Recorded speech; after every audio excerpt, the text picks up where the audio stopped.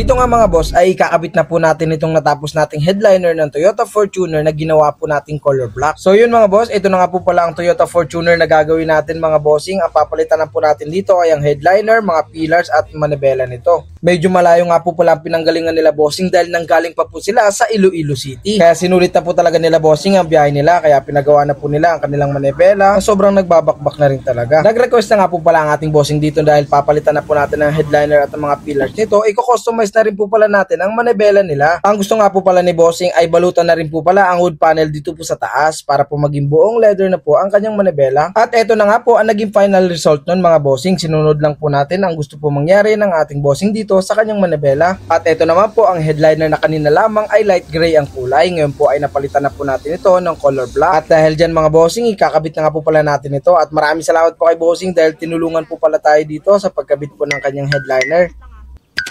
Approved!